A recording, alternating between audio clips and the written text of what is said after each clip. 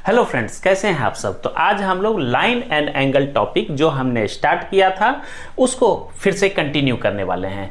हमने अब तक जो पढ़ाई करी है वो इंट्रोडक्शन हमने कर लिया है, टाइप्स ऑफ एंगल्स हमने पढ़ लिए हैं, पैरेलल लाइंस, इंटरसेक्टिंग लाइन पढ़ लिए हैं और इसके बाद हमने एक्सियोम्स पढ़ा, थ्योरम को हमने प्रूव किया और इसके बाद इतनी चीज पढ़ने के बाद हम लोग आते हैं एक्सरसाइज की तरफ। आपका एक्सरसाइज 6.1 है और इस एक्सरसाइज को हम लोग बहुत अच्छे तरीके से करने वाले हैं। जैसा कि आपको एग्जाम में लिखना होता है उस तरीके से हम आपको बताएंगे यहाँ पे कि आपको एग्जाम में किस टाइप से लिखना है, हम उसी तरीके से यहाँ सॉल्व करने वाले हैं। तो फ्रेंड, वीडियो के अंत तक बने रहिएगा और क्वेश्चंस को ध्यान से देखिएगा। तो चलिए स्टार्ट करते हैं। अपना पहला क्वेश्चन है, line A B and C D intersect at ओ।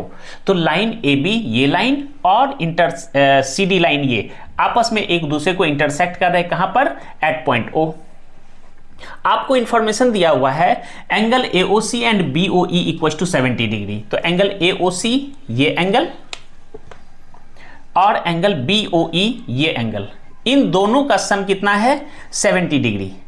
उसके बाद दे रखा है angle BOD equal to 40 degree. Angle BOD ये 40 डिग्री दे रखा है, ठीक है। तो अब आपको पूछ रहा है find angle BOE and reflex angle COE। तो BOE तो BO एंड E, तो कहने का मतलब BOE ये वाला एंगल कितना है ये पूछ रहा है, और COE रिफ्लेक्स मतलब ये बाहर का एंगल टोटल कितना है, ठीक है फ्रेंड। चलिए हम लोग सॉल्व करते हैं। BOE कितना है और रिफ्लेक्स एंगल COE कितना है, तो कैसे हम लोग वहां तक पहुंचेंगे इस पे ध्यान देना है फ्रेंड।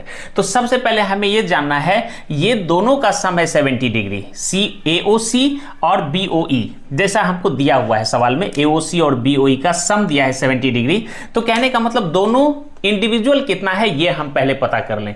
तो इंडिविजुअल पता करने के लिए हमें क्या करना होगा? थोड़ा सा दिमाग लगाना होगा।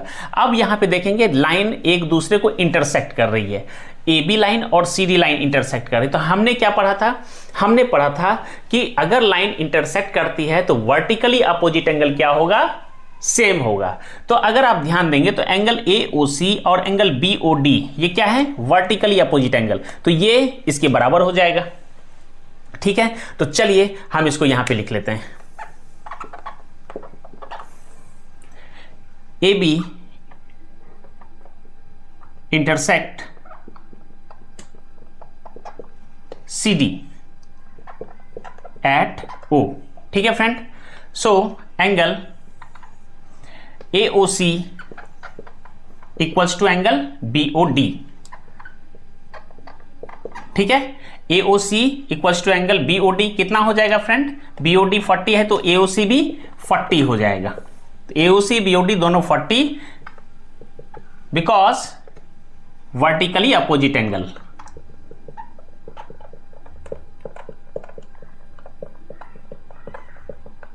ये हमने यहां पे मेंशन कर दिया फ्रेंड। तो अब हमें पता चल गया कि AOC कितना है, ठीक है फ्रेंड। अगर हमें AOC पता चल गया, अब आपको पूछ रहा है BOE कितना है? BOE मतलब ये। तो अब आपको दोनों का सम पता है AOC प्लस BOE 70, तो BOE निकल जाएगा। अब चूंकि angle AOC plus angle BOE equal to कितना है आपको इंफॉर्मेशन में? 70 डिग्री।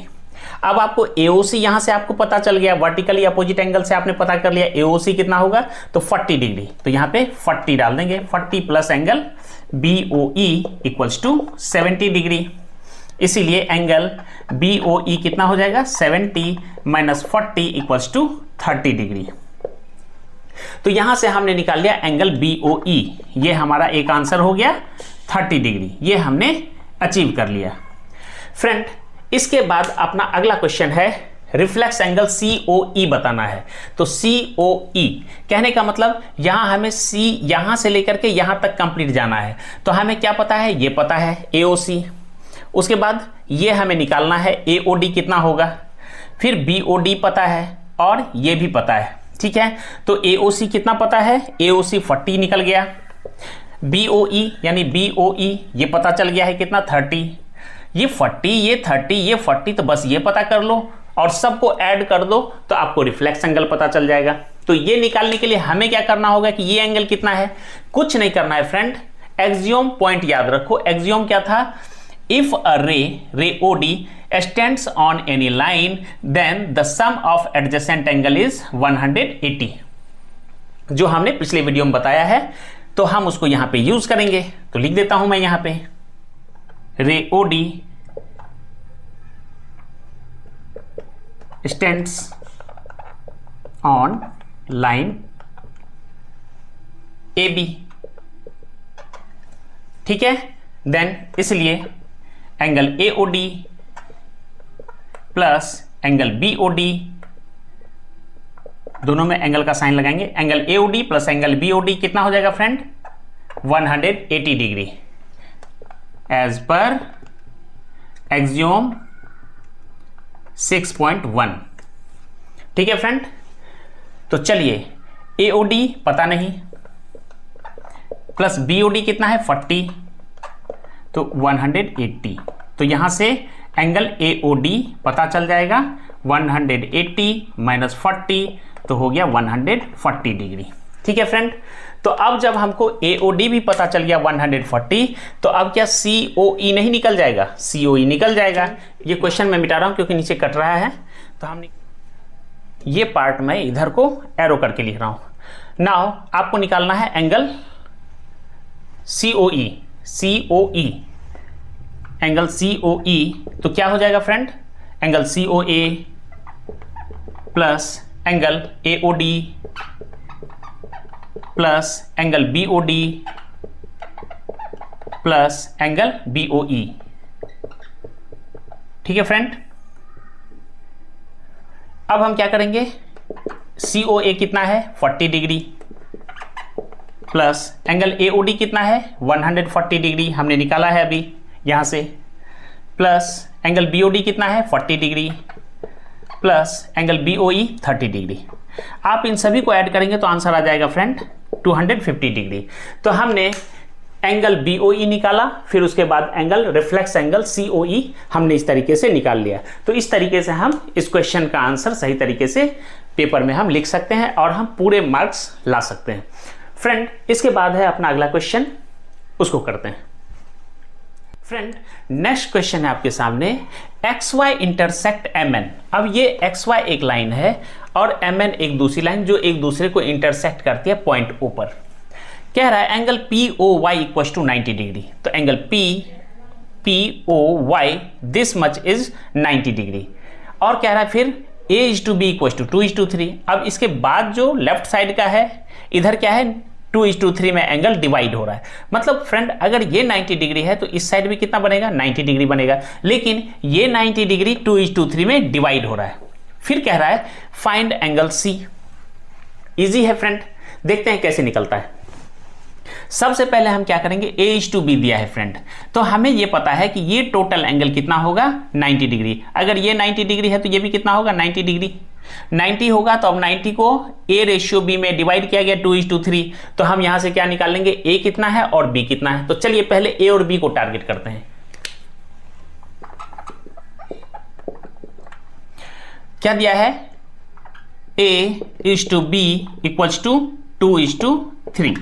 तो चलिए A एंगल निकालते हैं। तो A कितना होगा फ्रेंड, A है आपके पास 2, लेकिन कितने में, टोटल 5 में, 3 + 2 5, नीचे 5, लेकिन टोटल एंगल है कितना, टोटल एंगल है 90 डिग्री। फ्रेंड एंगल POX कितना होगा, angle POX equals to 90 degree होगा, ठीक है। तो हम यहां से क्या करेंगे, A निकाल लेंगे, टोटल एंगल कितना 5, 18 हो गया, 18 × 2 = 36 डिग्री। तो A हमें पता चल गया 36। तो ऐसे ही B निकाल लेंगे, तो B कितना है 3/5 × 90, ठीक है। 5, 18, 18 × 3 = 54। तो हमें A पता चल गया कितना है 36 डिग्री और B पता चल गया कितना 54 डिग्री। फ्रेंड अब हमें पूछ रहा है कि एंगल C कितना होगा, ठीक है फ्रेंड।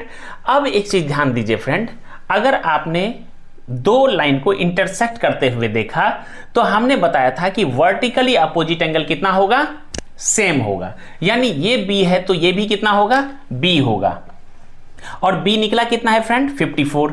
यानी अगर ये 54 डिग्री है B, तो ये भी कितना होगा 54 डिग्री।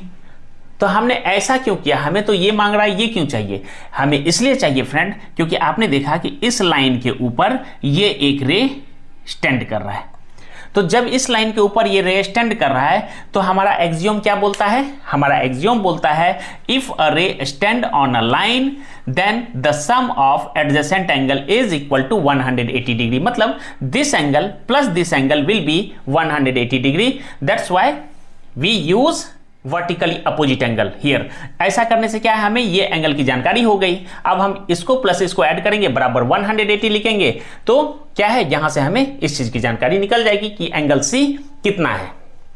चलिए तो अब हम क्या करेंगे, now ray O N stands on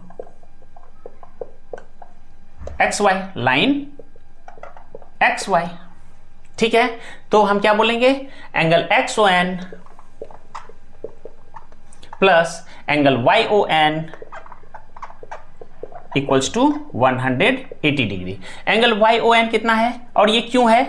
as per axiom 6.1।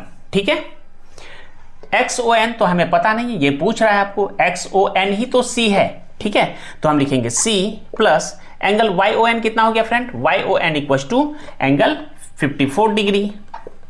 ठीक है, एंगल वाई ओ एन कितना हो जाएगा,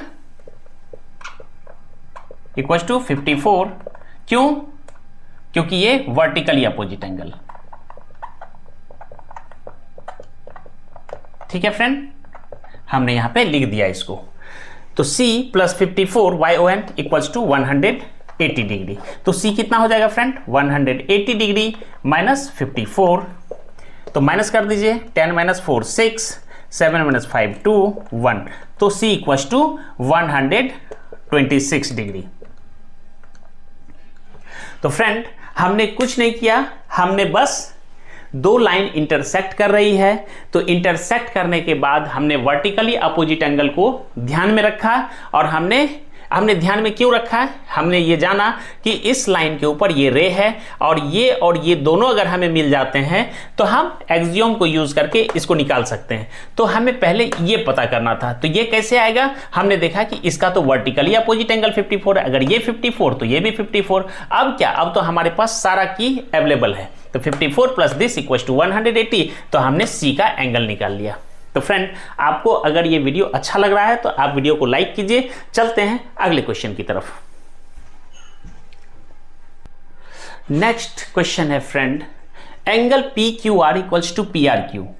तो पी क्यू आर मतलब दिस एंगल और P R Q this angle, ये क्या है, इक्वल है फ्रेंड। तो कह रहा प्रूव करो P Q S equals to P R T. तो पी क्यू एस ये बाहर का एंगल और equals to P R T मतलब ये बाहर का एंगल, मतलब this angle will be equal to this angle. ये आपको प्रूव करना है फ्रेंड एक चीज बताइए, एंगल पी क्यू आर को क्या हम लोग एंगल पी क्यू टी भी बोल सकते हैं? बिल्कुल बोल सकते हैं। क्यों? क्योंकि क्यू आर जो है एस क्यू आर टी पर लाई कर रहा है फ्रेंड। तो हम क्या बोलेंगे, एंगल पी क्यू आर को हम एंगल पी क्यू टी भी बोल सकते हैं। ठीक है फ्रेंड, ऐसे ही एंगल पी आर क्यू को हम लोग क्या बोल सकते हैं, पी आर एस भी बोल सकते हैं। क्यों? क्योंकि आर क्यू एस क्या है, इसी लाइन पर लाई कर रहे हैं। ठीक है फ्रेंड, चलिए अब हम लोग इसको प्रूव करते हैं। अब करना क्या है, ये इस रे को आप यूज करो, इस लाइन के ऊपर लाई कर रहा है। तो क्या होगा, this angle plus this angle क्या होगा, इक्वल्स टू 180 डिग्री। फिर अगला एक इक्वेशन बनाएंगे, उसमें क्या करेंगे, ये रे लाई कर रहा है इस लाइन पर, तो this angle plus this angle equals to 180 degree. तो बस इसी को यूज करना है और इसको प्रूव कर देना है। चलिए प्रूफ करते हैं इसको। तो फ्रेंड हम इसको बोल सकते हैं रे P Q lie on S Q R T, line S Q R T. ठीक है, ऐसा हम बोल दिए। तो हम क्या बोलेंगे, तो angle P Q S, angle P Q S plus angle P Q R, P Q S plus angle P Q R या पी क्यू टी भी बोल सकते हैं। इक्वल्स टू कितना हो जाएगा फ्रेंड 180 डिग्री एज पर एक्सियोम 6.1। ठीक है, ये हो गया अपना इक्वेशन फर्स्ट। अब क्या करेंगे, ray P R lie on SQRT line. ठीक है, now ray P R stands on line SQRT। फिर वही कहानी, क्या कि एज पर axiom this angle plus this angle यानी एडजेसेंट एंगल का सम कितना हो जाएगा 180 डिग्री, यानी एंगल PRQ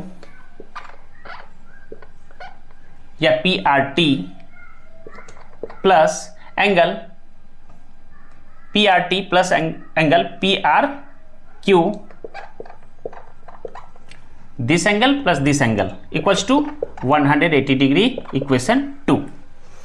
फ्रेंड, अब हमारे पास दो इक्वेशन है, angle PQS plus PQR, angle PQS plus PQR, फिर इक्वल्स टू 180 डिग्री। फिर इस रे के कारण एंगल PRT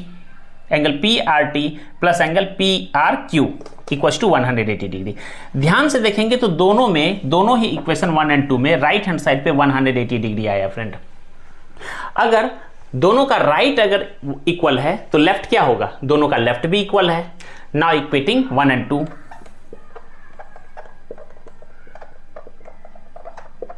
1 एंड 2 दोनों को इक्वेट करते तो क्या होगा, एंगल PQS